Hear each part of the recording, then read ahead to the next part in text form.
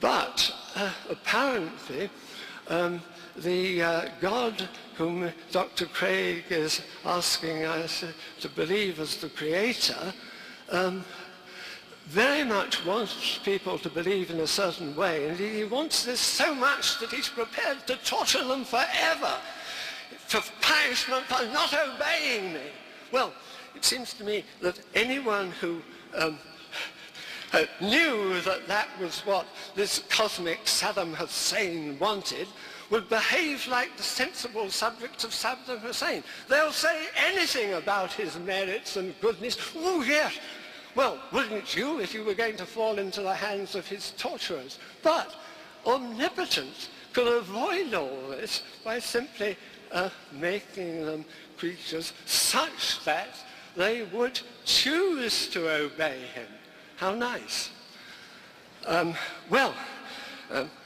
This is an argument which I think may give Dr. Craig a little pause. Yes, what can we do briefly? Yes, about design. Everyone has heard of the argument to design, about how if we found a watch in the bush, we'd infer that this was the product of design and so on. But surely the reason why we infer that something was made by an intelligent being is not the complexity, it's simply that it is an artifact, obviously an artifact and not a natural phenomenon. The most complicated, sophisticated entities in the whole universe are entities of a sort of which I see about 3,000 around here. And they were not, at least within the universe itself, designed. They were, at least within the universe itself, we were, products of unconscious physical and mechanical forces. This argument for design within the universe, the argument from design outside the universe is another one, and I won't try in the remaining 30 seconds to deal with that one now. Another time, another argument.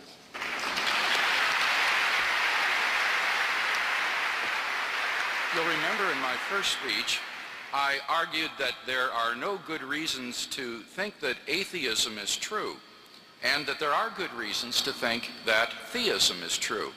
Now, I asked Dr. Flew to give us good arguments to show that God does not exist. As I listened to the first speech, I basically distilled three arguments that he offered. Number one is that if God is omnipotent, then why don't things turn out as God wills? It seems to me that the answer to that question is evident, namely, God's omnipotence does not mean that he can do things that are logically impossible, but it is logically impossible to make someone freely do something. Libertarian freedom entails freedom from causal restraints, and therefore if we are truly free and God is willed to create free creatures, then he cannot guarantee how free creatures will choose. In other words, Dr. Flew's fallacy is thinking that because there are logically possible worlds in which everyone always does what God wants, that those worlds are feasible for God to create. But it may well be the case that any time God would try to create such a logically possible world, the creatures would freely go wrong and would not do what God wants. And even an omnipotent being cannot make someone freely do something. So I think the first argument is simply fallacious. Secondly, he argued that the doctrine of God's love and justice is incompatible with the doctrine of hell, particularly because the punishment is not proportionate to the crime. Well, let me say two things about that. First of all, this isn't the topic of the debate this evening. The subject of the debate is the existence of God. What this argument would show is that the doctrine of hell is false, not that God does not exist. But in fact, as a Christian theist who believes in the doctrine of hell, let me say something in defense of it anyway. Number one, this is related to the problem that we just mentioned a moment ago, namely, people freely separate themselves from God forever. It isn't that God sends people to hell. Rather, it's that people freely reject God's grace and forgiveness, and so they separate themselves from God forever. If eternal punishment were for finite sins in this life, then I agree it would be disproportionate. But the biblical view is that people of their own free will reject God and his forgiveness, and so they separate themselves from God forever. Second point I'd like to make is, if a person committed an infinite number of sins, then he would deserve eternal punishment. Now, no one obviously commits an infinite number of sins in this life, but what about in the afterlife? Insofar as the damned in hell continue to hate and reject God, they continue to sin, and thus they incur further punishment. And thus, in a real sense, hell is self-perpetuating rather, because the sinning goes on forever, the punishment goes on forever. Thirdly, I want to suggest that there may be, in fact, a sin of infinite gravity and proportion, which does merit eternal punishment. And this would be the sin of irrevocably rejecting God and his forgiveness. It seems to me that for the creature to spit in the face of God, his creator, to reject God irrevocably, is a sin of infinite proportion and could well merit eternal punishment. So even though this isn't the topic of the debate tonight, I think that no arguments have been given to show that the doctrine of hell is incompatible with God's love and justice. The biblical view is that God wants every single person to know him and his love and his salvation forever. And the only reason that will isn't fulfilled is because of human freedom. Now, the third argument that Dr. If we intersperse on either side applause throughout the midst of the debate, we will extend the debate to excessive time. Please, if you would, reserve applause for the breaks between the sections of the debate. Thank you.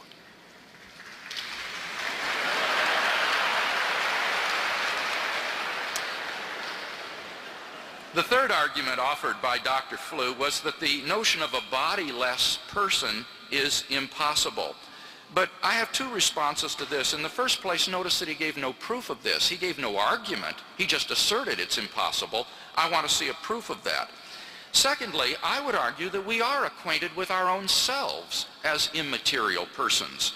You see, reductive materialism, which says that the mind is the same as the brain, just doesn't work, because mental properties are clearly distinct from physical properties. For example, the brain is not sad, but a person is sad. A mental property is different than a physical property. A thought doesn't have a weight or a spatial location. So reductive materialism just won't work.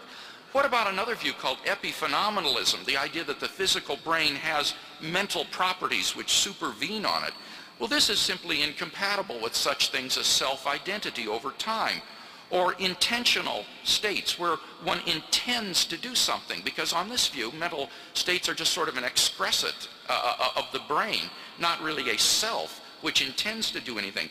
It's incompatible with free will, because there's no way these mental epiphenomenal states can freely choose anything or do anything to affect the brain. So that view seems to me to be implausible. I think the best view is some sort of dualism interactionism, that we act as agents to cause physical events in the world. We ourselves are immaterial selves embodied, and God would be an immaterial self or mind which is not embodied. And so far from being implausible, I think that this is the most plausible view of human beings, and it applies to God as well. So basically, I don't think any of these reasons for atheism that we've seen tonight are very compelling. I don't find them persuasive.